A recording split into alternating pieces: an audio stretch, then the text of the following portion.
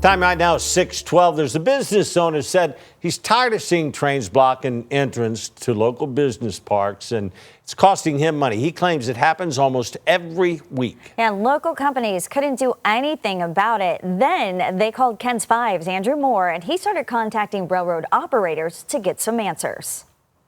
Last month, KENS 5 came across a train parked at the intersection behind me that was keeping that whole intersection closed for more than an hour. And then 2 weeks later, it happened again. A local business owner says this has been an issue for years, so KENS 5 reached out to the railroad companies to try to find out what's going on. Sometimes they'll stop in the middle of the track and just sit there for hours. And I've called, 150 times over the last 14 years. Nothing ever gets done.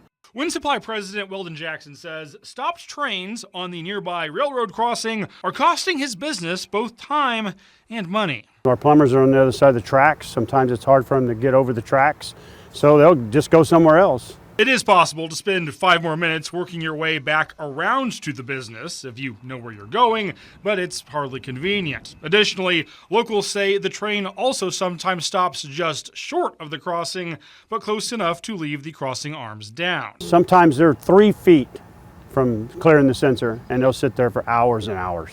The crossing itself belongs to Union Pacific. When KENS 5 found this stopped train on the tracks, the train cars had a Union Pacific logo, but the engine said BNSF. So KENS 5 contacted both companies to ask what was going on. Union Pacific told us they could not find any reports of a blocked crossing on the day we shot this video, even though the video clearly shows the train stopped. BNSF told us that Union Pacific is responsible for figuring out if any train stops on their line. They said, quote, Union Pacific dispatches all trains on this line regardless of the operator and is responsible for determining where trains stop. Weldon says the companies need to get on the same page to make sure it does not happen again. It's got to be wrong what they're doing. I don't know what to do about it. I mean, I've called numerous times. And at the same time, Weldon also told us that once KENS 5 started asking questions, they haven't seen any train blocking the road back here at all. And once we showed up today, we saw the train parked, but it was parked much further up the tracks and wasn't creating an issue. Still, if that issue comes back, we will be following up. For Call KENS, Andrew Moore, KENS 5.